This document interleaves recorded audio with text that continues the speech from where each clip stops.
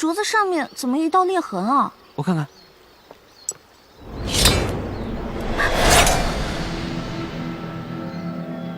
小师妹，你这是干什么？叶默生，我现在是要叫你叶哥哥呢，还是要叫你黑狐呢？什么黑狐白狐的？我不懂你在说什么。你别再给我装了，我已经全部都知道了。你跟你爹是鳌拜派在我们明珠谷的奸细。你凭什么怀疑我跟我爹是鳌拜派来的奸细啊？那日，我跟朱哥哥埋伏在鳌拜府，本来想跟踪那个奸细。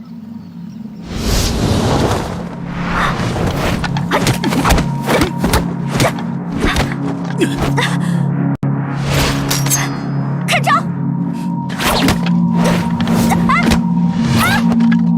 好汉，你再饶我一次吧。可是那个奸细的武功实在太高了，我根本不是他的对手。他本可以杀了我，可他看清楚我的脸以后，却莫名其妙地放过了我。所以当时我就在想，我跟他肯定是认识的，并且有一定的情谊。后来朱哥哥告诉我，那个人是武师傅唐一手，我也就相信了。可是那时，在平西王府，金钥匙不可能在唐一手的手上。唐一手也并不是什么鳌拜的奸细。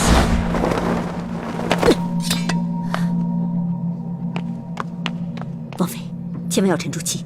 二公子，六师傅万万没有想到，吴家二公子跟王妃中了呆若木鸡散，不能动也不能说话，所以他只好撤销了解救吴家二公子的计划，从屋顶逃了出去。当他再回来的时候，却发现扮成王妃的武师傅早已毙命。六师傅说，唐一手不是他杀的，那么凶手另有其人。那日，武师傅变成了王妃，王妃变成了武师傅，瞒过了所有的人。但是别忘了，平日里四师傅跟武师傅的关系非常好，所以你爹一定是看出了破绽，决定将计就计，把呆若木鸡散毒倒了扮成王妃的武师傅，就是趁这个时候下手的。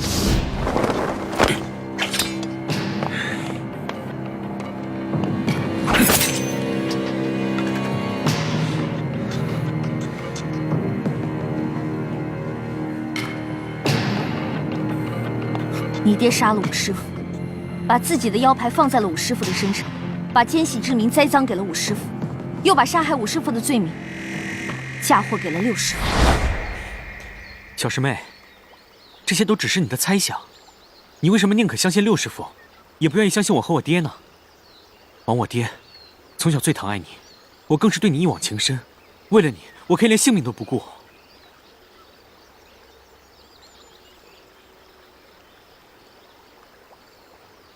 你千里迢迢从滇都回到京城，约我出宫，说要带我私奔，因为你知道，我跟雪姐姐还有朱哥哥的身份已经暴露，而康熙已在皇宫中布下天罗地网，所以你才想引我出宫。那是因为樊师姐收到了吴应奇的飞鸽传书，所以我才能提前知道。趁他去通知大师兄的时候，我就想带你私奔。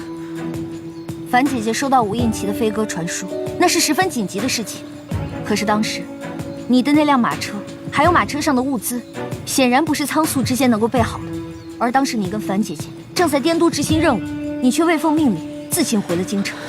小师妹，那是因为我在滇都待的时间太久，实在太想你，所以才会未奉命令私自回京。至于马车上的物资，其实我早就有带你私奔的念头，所以提前做些准备也在情理之中啊。你到现在还在骗我。那日我们抓住了孙福，你却把他杀人灭口。落手！那个时候，我们都以为你杀他是为了我，可是现在我才知道，你杀他，是怕他泄露朝廷中的机密。你真是把我当做偷斧子的人了。所以回想我之前所有的一言一行，全部都成了偷斧子的嫌疑。我杀孙福，那只是因为他在剧院里轻薄了你，我心生愤恨。叶默生，不止杀了孙福灭口这件事，舒婉心也是被你爹故意放走的。舒剑的女儿舒婉心，她逃走了。这舒婉心出身在官宦世家，又不会武功，她是怎么从您手中逃走的？你知道的，四师傅有些迂腐，把男女大防看得很重。她一个女孩子家，要走得远远的去方便，我也不便跟着去查看。等我发现异常，赶紧去追，已经来不及了。当时我就觉得奇怪，以你爹的能力，舒婉心一个手无缚鸡之力的弱女子，居然还能从他的手下逃走。你到目前为止所说的一切，也都不过是你的猜测罢了。好，就算我说的这些没有足够的证据，那么这2封黑狐给皇上的密信，你怎么解释？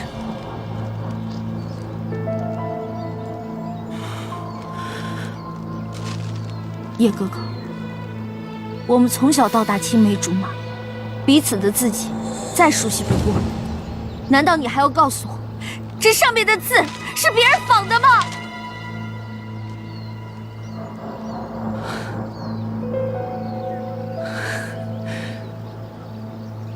没想到，你居然会拿到我给皇上的密信。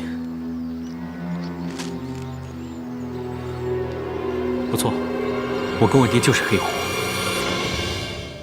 直到前年，我爹带我出去执行秘密任务，他突然告诉我，说我们不是大明臣子，是大清子嗣，说我们是鳌拜派遣的明珠谷的密探。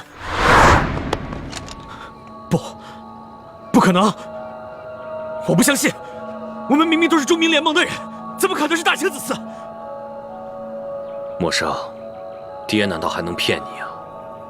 我们不姓叶，我们姓叶赫那拉。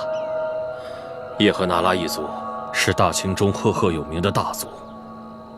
当年我阿玛，也就是你爷爷，他犯下了死罪，鳌拜赦免了他，但却要求我伪装成大明臣子进明珠谷潜伏。我不听，我也不信，你不要再说了。孩子，等我带你见了你娘之后，你就会明白，爹说的全是实话。你不叫叶默生，你叫叶赫那拉默生。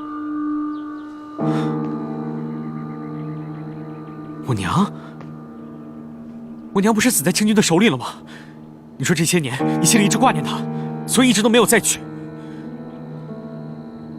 那些都是我骗明珠谷人说的谎话。当年我化名叶明章进明珠谷潜伏，谷主陈胜男见我孤身一人，便要为我做媒。我也考虑到如果长期不成家会被人怀疑，我又不敢私娶汉女，我就只能说我家中已有妻子孩子，要去接妻儿一同来谷，然后就把刚出世的你带到谷中抚养。当时你娘也很舍不得你，但也无可奈何。这么说，我娘她还活着？当然，你娘是大家闺秀，不懂得伪装，容易露出破绽，就没有跟我来明珠谷潜伏，所以我就谎称你娘死在清军手中。这些年我心中放不下你娘，就不愿再娶，这样也省去了很多麻烦。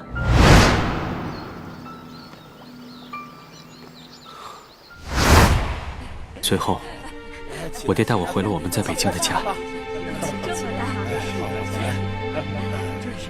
谢祖父祖母。默生，这是你大伯、大伯母。大伯啊，大伯母。默生，这是你额娘。孩子，你都长这么高了，娘想你，娘想你呀。娘，好了，夫人啊，别哭了，我们不是好好的吗？等再过上几年，剿灭了明珠谷的乱党，我和默生就可以回来和大家团聚了。别哭了，默生，这是你表妹乌雅如意，你姑父姑母死得早，就留下这一个女儿放在我们家，由你额娘来抚养，她也算是你的亲妹妹了。见过默生哥哥。如意妹妹，啊，我和默生说两句。啊，默生，你这就算认祖归宗了，以后要随时记住自己的身份，别把自己再当做明珠谷中的乱党了。那谷里的师傅、亲友们、师兄师弟、师姐师妹们，他们都是我们的敌人。所有著名联盟的人都是我们不共戴天的敌人。我们的任务就是有朝一日把他们一网打尽。那也包括小师妹吗？当然，默生，爹知道你喜欢一欢，可你们那是不可能的。再说了，李一欢早和朱慈轩定了亲，他心中完全没有你。你千万别白费心机了，这样会害了你自己，也会连累我们这么大一个家族。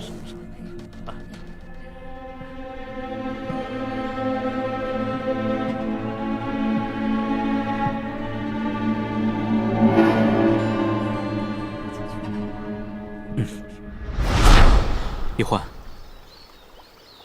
如果换做你是我，现在你爹突然跟你说，其实你们是朝廷派来的密探，要让你们把从小在明珠谷里一起长大的亲人，当做不共戴天的仇人，你会怎么办？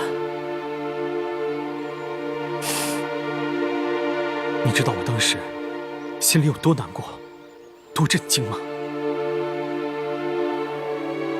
可我没得选。其实你也一样，你不明白自己为什么一生下来就要光复大明。你在7岁那年，莫名其妙的成为了大明的太子妃。